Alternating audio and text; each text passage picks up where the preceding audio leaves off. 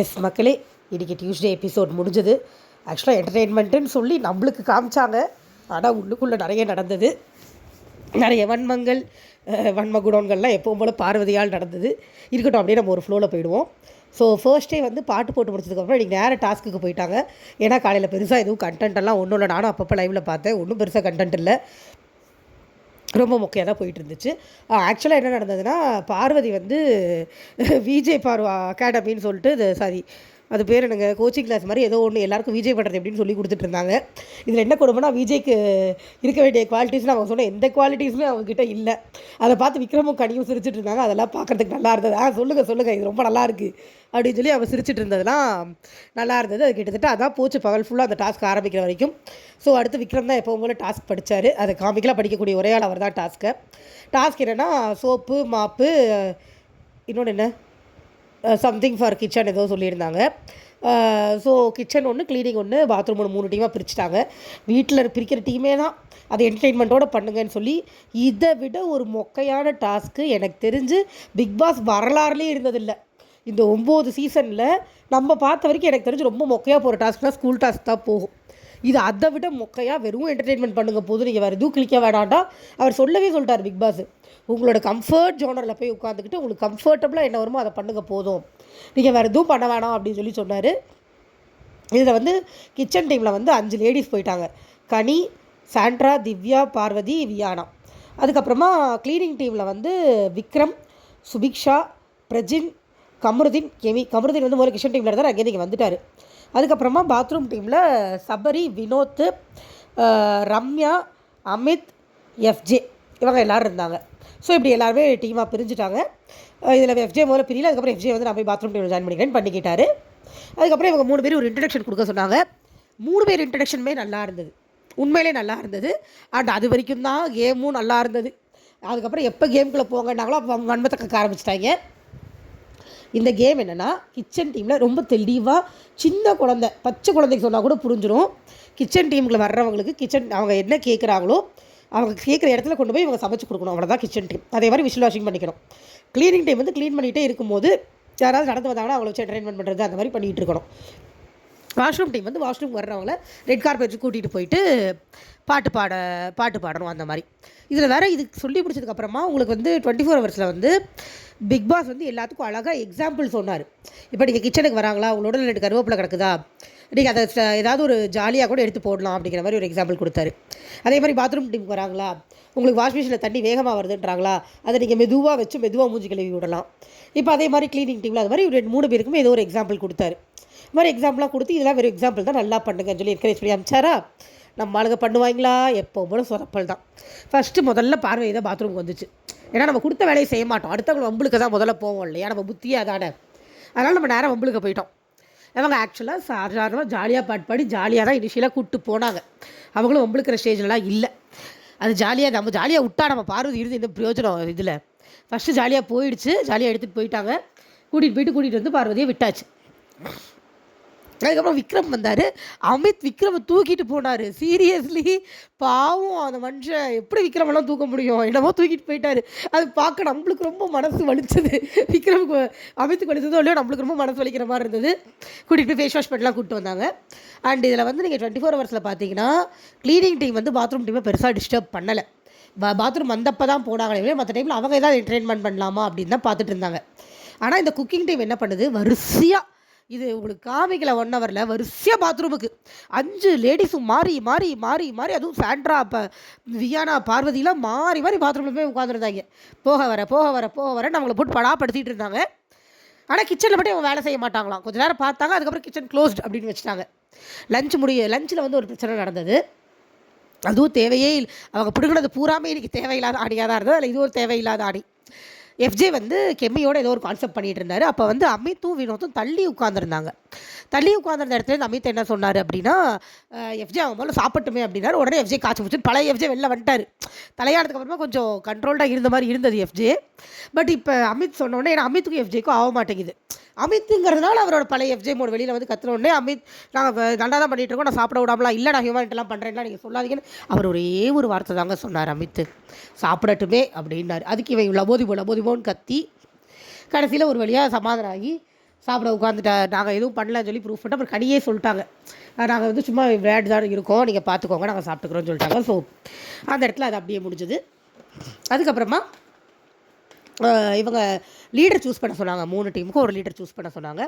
So 3 டீமுக்கு ஒரு leader choose பண்ணும்போது விக்ரம் வந்து கேட்டார், எனக்கு கொடுத்துருக்கான அந்த மேனேஜரில் விட்டது இதில் பிடிக்கணும்னு அவருக்கு அது உறுத்திட்டே இருக்கு போட்டிருக்கு பாவம். ஸோ நான் மேனேஜரில் விட்டு இதில் பிடிச்சிக்கிறேன், எனக்கு கொஞ்சம் லீடராக கொடுத்துருங்கன்னு எல்லோரும் கொடுத்துட்டாங்க. அந்த டீம் ரொம்ப அழகாக முடிவு பண்ணாங்க. அதுக்கப்புறம் இந்த டீமில் சாம்பார் ஸ்குவாடா வாட்டவர் அந்த டீமில் வந்து சாண்ட்ராவை எல்லோரும் இதுவாக போட்டாங்க. சாண்ட்ரா வன்மோங்க, சுத்த பயங்கர வன்மம் சாண்ட்ரா. நிறைய இடத்துல தெரிஞ்சது எனக்கு. இப்போ டக்குன்னு ஞாபகம் வர மாட்டேங்குது ரிவ்யூ சொல்லும்போது.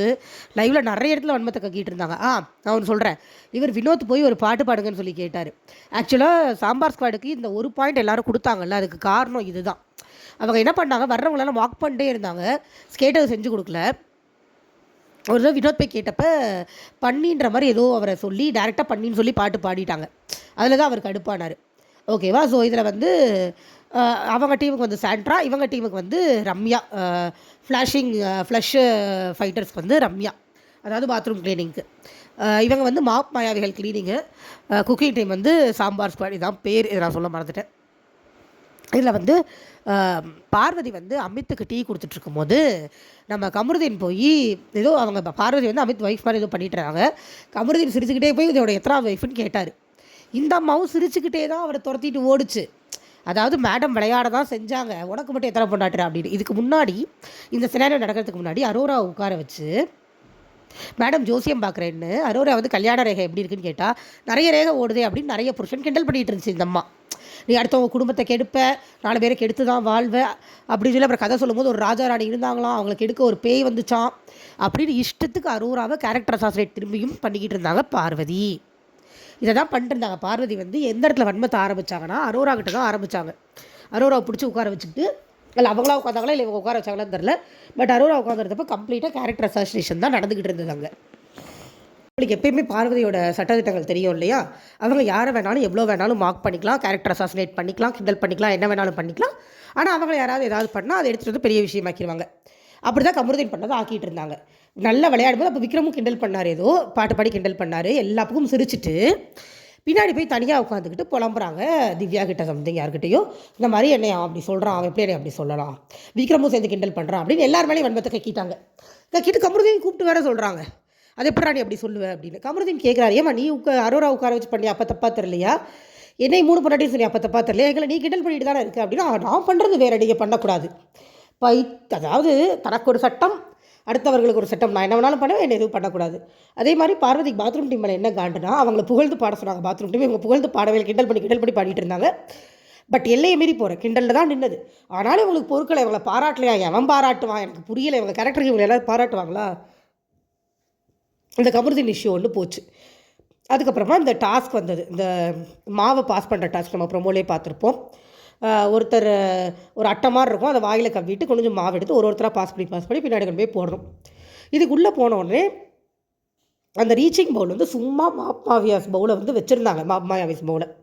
உடனே பார்வதி அந்த டீம் தான் முதல்ல விளையாடணும் அப்படின்னு ஆரம்பிச்சிருச்சு. அதுக்கு வந்து பிக் பாஸே ஆப்பு வச்சார், 3 பேரில் யார் முதல்ல விளையாடுறீங்கன்னு சொல்லுங்கள் அப்படின்ட்டாரு. அப்படி சொன்னே இவங்க பிடிச்சிக்கிட்டாங்க, டிஸ்கஸ் பண்ணி தான் சொல்கிறாங்க.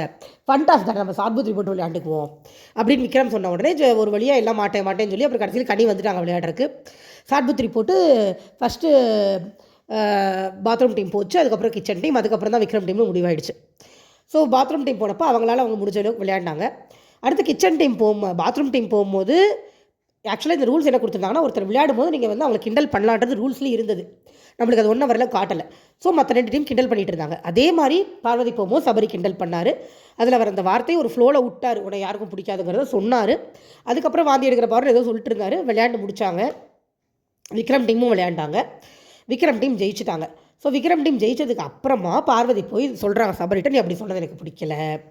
அதாவது கமருதீன் கிட்ட யூஸ் பண்ண அதே மெத்தேடு தான். இவங்க விளையாட்டாக எல்லாம் பேசிட்டு விளையாட்டாக பேசுகிற விஷயத்த சபையில் எடுத்துகிட்டு வர்றது, என்னை கிண்டல் பண்ணிட்டாங்க அப்படின்னு. நேற்று நாமினேஷன்லேயே அதே தான் பண்ணாங்க. திவாகர் வந்து விக்ரமால தான் போனாருன்னு சொல்லிட்டு பதிலுக்கு விக்ரம் முன்னால் தான் போனான்னு சொன்னதை எடுத்துகிட்டு வந்து நாமினேஷனில் சொன்னாங்க. இவங்கக்கிட்ட போய் விளையாட்டாக எதுவும் பேசக்கூடாதுன்னு இன்னும் கூட இந்த சபரி முட்டாளுக்கு தெரியல. சபரியில் பைத்தியம், சரியான பைத்தியம். நான் சொல்ல 4 தடவை சொல்லிட்டு அப்புறம் அடுத்தவங்க சொன்னதுக்கப்புறம் ஒத்துக்கிறான். உன்னோட வார்த்தை நீ என்ன சொல்கிறேன்னு கூட உனக்கு தெரியணும் ஒன்று. இல்லைன்னா பார்வதி மாதிரி பொய் சொல்கிற பழக்கமாக அது இருக்கணும் சரளமாக. அவனுக்கு ரெண்டுமே கிடையாது. லூஸ் மாதிரி நடுவில் உடனே மாட்டிக்கிறான். அப்புறம் வெளியில் வந்து பார்வதி சொல்லும்போது சபரி சொல்லிட்டு அப்படி இல்லை வேண்டாம், நீங்கள் டிஸ்டன்ஸ் மெயின்டைன் பண்ணலாம், டிஸ்டன்ஸை மெயின்டைன் பண்ணிக்கிறேன் அப்படின்னு சொன்னது வரைக்கும் எனக்கு ஓகே. ஆனால் அதுக்கப்புறம் சபரி உள்ளுக்குள்ளார எல்லார்ட்டையும் போய் இப்படி பண்ணிட்டா, இப்படி வந்து என்னை குறை சொல்லிட்டா, அதெல்லாம் நான் டிஸ்டன்ஸ் மெயின்டைன் பண்ணிக்கிறேன் எல்லாருக்கிட்டையும் போய் சொல்லிட்டுருக்காரு. எதுக்கு? பார்வதிகிட்டே சொல்லிட்டீங்க, அதோட விட்டுற வேண்டியதானே. எதுக்கு வீட்டில் இருக்கிற எல்லாருக்கிட்டையும் போய் ரெஜிஸ்டர் பண்ணுறேன்? எனக்கு அதுவும் பிடிக்கல. சபரி ஒரு மாதிரி கன்ஃபியூஸ் ஸ்டேஜுக்கு போயிட்டாருங்க. அவர்கிட்ட அவர் ஒரு மாதிரி ஓகேயான கண்டஸ்டன்ட் தான். சூப்பர் அப்படின்னு தலையில் தூக்கி வச்சு கொண்டாடவும் முடியாது, ஒஸ்ட்டுன்னு காலில் போட்டு மிதிக்கவும் முடியாது. அவர் ஓகே கைண்ட் ஆஃப் கண்டஸ்டன்ட், அவ்வளோதான். அதுக்கப்புறமா இவங்க அது என்ன டீம் விடாது, க்ளீனிங் டீம் வந்து கெமி நடுவில் ஒரு பிரச்சனை கிளப்புனாங்க. இது என்னோடய விளக்கமாரை வந்து யாரோ வேணுனே லூஸ் பண்ணி வச்சுட்டாங்க, அதனால தான் அது பிஞ்சு விழுந்துருச்சு அப்படின்னு சொல்லி கிளப்புனாங்க. அதுக்கப்புறம் க்ளீனிங் டீம் என்ன பண்ணாங்க, கிச்சன் டீம் என்டர்டெயின்மெண்ட்டே பண்ணல, நம்ம போய் ட்ரை பண்ணுவோம் என்டர்டெயின்மெண்ட் பண்ணுறாங்களான்னு. பண்ணாங்கன்னா 2 காயின் கொடுக்கலாம், இல்லை 1 காயின் கொடுத்துக்கலாம் அப்படின்னு சொல்லி ஒரு பேசி வச்சுருந்தாங்க. விக்ரம் போய் கேட்டது நடந்தது, பட் அதுக்கப்புறம் நடக்கலை. அதுக்கப்புறம் இவங்க க்ளோஸ்னு போர்டு வச்சுட்டாங்க. ஆக்சுவலாக கிச்சன் டீம் வந்து அவங்களுக்கு தனியாக ரூல்ஸ் போட்டுக்கிட்டாங்க. பிக் பாஸ் வந்து டிஸ்குவாலிஃபிகேஷன் சொல்லவே இல்லை, அதை கண்டிப்பாக சொன்னாங்க. அவ்வளோ பிரச்சனை பண்ண இவங்க எல்லா சாண்ட்ரா பார்வதியெலாம் சேர்ந்து அவங்களாம் ஒரு ரூல்ஸ் போட்டுக்கிறாங்க. டீ ஸ்நாக்ஸ் டைமில் அது மட்டும் தான் கொடுப்போம், நாங்கள் க்ளோஸ்டு ஓப்பன் பண்ணும்போது தான் பண்ணுவோம். அங்கே இருக்கிற 5 பேர் இருக்காங்க, ஒருத்தர் 2 பேர்லாம் இல்லை, 5 பேர் இருக்காங்க. அழகாக இவங்க கேட்குறத முடிஞ்சால் செஞ்சு கொண்டு போய் அவங்க கையில் கொடுக்கலாம், தப்பே கிடையாது. ஆனால் செய்யலை. அரோரா வந்து ஒரு முட்டை கேட்டப்ப நீ ஏற்கனவே 2 முட்டை சாப்பிட்டேன்னு ஒரு பொய் சாண்ட்ரா. அவங்க ஒன்று தான் சாப்பிட்டாங்க, நம்ம சாண்ட்ரா மேடம் பொய் சொன்னாங்க. அதே மாதிரி சாண்ட்ரா மேடம் பாத்ரூமுக்கு வரும்போது பயங்கர ட்ராமா. இவங்க தூக்கிட்டு வந்து விட்டாங்க. அதில் ஐயோ வலிக்குது, அம்மம்மா வலிக்குது, அப்படி வலிக்குது, இப்படி கற்றுன்னு கத்தி. ஐயோ பார்வதி பிச்சை எடுக்கணுங்க. நான் சொல்கிறேன், பார்வதியில் என்ன சாண்ட்ராட்ட போய் கற்றுக்கணும், அவ்வளோ இதுவாக இருக்காங்க சாண்ட்ரா. இதில் இன்னொன்று நோட் பண்ணால் பிரஜின் வந்து ஒரு ஊமை மாதிரி ஒரு கேரக்டர் எடுத்துக்கிட்டாரு. சாண்ட்ராலாம் அவர் நல்லாவே பண்ணுறாருங்க. இது நம்ம என்னத்தை சொல்கிறது, சாண்ட்ரானால தான் இவர் கிட்டறாரு போல் இருக்குது. போகிற போக்கு பார்த்தா அவர் பாட்டுக்கு எல்லாரோடையும் ஒன்று சேர்ந்து நல்லா தான் பண்ணிகிட்டு இருக்காரு. ஒரு குடப்படி பண்ணல, ஒன்றும் பண்ணல. பொண்டாட்டிக்கு ஏற்றிட்டு போய் தான் அவர் தேவையெல்லாம் பிரச்சனையே வாங்குறாரு போல் இருக்குது. ஆனால் கடைசியில் பார்த்தா அவர் தான் போவார், அந்த அம்மா போவாது. அது விஷம் உட்காந்துருக்குது உள்ளே. இதுக்கப்புறமா அந்த இதில் தான் வினோத் போய் அந்த பாட சொல்லி பண்ணிடலாம். இவங்க பாடி அதை பாடும்போது நீங்கள் சாண்ட்ராக்கும் பார்வதிக்கும் மூஞ்சில் சந்தோஷத்தை பார்க்கணுமே. அடுத்தவனை பண்ணின்னு கிண்டல் பண்ணுறது, ரம்பம்பம் பாட்டு வர சொன்னால் நீ ஒரு ரம்போன்னு வினோத்தை பார்த்து பாடுறாங்க. வினோத் டென்ஷன் ஆகிட்டார். ஆக்சுவலாக மற்ற 2 டீமுமே இவங்களுக்கும் 2 காயின் கொடுக்குற ஐடியாவில் தான் இருந்தாங்க. மொத்தம் 5 காயின் நினச்சிருந்தாங்க போல் இருக்கு. என்ன பிளான் பண்ணியிருந்தாங்க அப்படின்னா, விக்ரம் டீமுமே இந்த பாத்ரூம் டீமுக்கு 3 காயின் கொடுத்துட்டு இவங்களுக்கு 2 காயின் கொடுத்துடலான்னு ஒரு பிளான் இருந்துச்சு. அதே மாதிரி தான் பாத்ரூம் டீம் இவங்களுக்கு 2 காயின், அவங்களுக்கு அதாவது சமையலுக்கு 2 காயின், க்ளீனிங்க்கு 3 காயின் பிளான் பண்ணி வச்சுருந்தாங்க. 2 காயின் கொடுக்க பிளானில் இருந்த 2 டீமையுமே மார்க் பண்ணி அசிங்கப்படுத்தி கேவலப்படுத்தி 1 காயின் கொடுக்க வச்சதே இந்த டீம் தான், சமையல் டீம் தான். இவங்க க்ளீனிங் டீம் ஒரு இடத்துல டென்ஷன் ஆகி 1 தான் கொடுப்போம் முடிவு பண்ணிட்டாங்க. இங்கே வினோத் வெளியில் வந்து சண்டையே போட்டார். நான் இப்போ வந்து அவங்க க்ளீனிங் டீம் ஜெயித்தாலும் பரவாயில்ல, சமையல் டீமுக்கு காயின் கொடுக்கக்கூடாதுன்ட்டார். ஏன்னா அவங்களுக்கு தெரியும் க்ளீனிங் டீம் வந்து ஏற்கனவே வந்து டாஸ்கில் ஜெயிச்சு 2 காயின் வாங்கி வச்சுட்டாங்க.